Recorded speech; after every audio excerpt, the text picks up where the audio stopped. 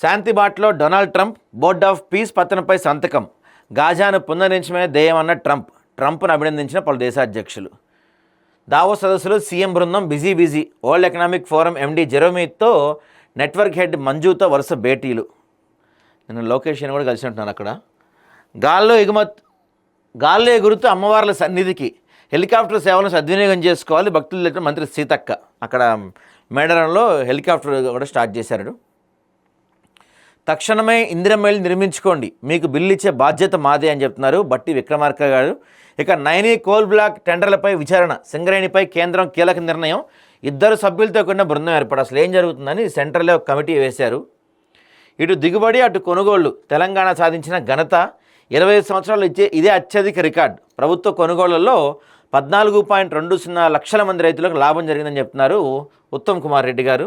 ఇక phone tapping కేసులో కేటీఆర్కు SIT నోటీసులు ఇవాళ ఉదయం 11 గంటలకు హాజరు కాబోతున్నారు ఆయన.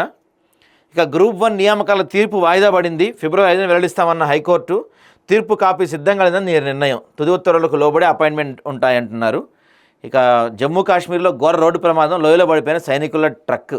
చాలామంది సైనికులు 10 మంది చనిపోయారంటండి. అయ్యో. ఇక ప్రజా సంపాదనను పబ్లిక్గా దోచుకుంటున్న ముష్కరులు. యాదాద్రి భువనగిరి జిల్లాలో నారసింహుడి సాక్షిగా విస్తుపోయే నిజాలు. రాజంపేట మండలం చెల్లూరు సర్వే నెంబర్ 322/4లో శ్రీని డెవలపర్స్ అక్రమ క్రషర్. గంటకు సుమారు 300 టన్నులు. ప్రజల జీవితాలపై గుదిబండలు. శ్రీని డెవలపర్స్ పేరు ఒక గుంట భూమి లేకపోయినా వీళ్ళకి అన్ని చోట్ల నుంచి పర్మిషన్స్ ఉన్నాయి. దాని గురించి కొంచెం డీటెయిల్గా మాట్లాడదాం. ఇవి మనకి ప్రధానంగా కనిపిస్తున్న వార్తలు.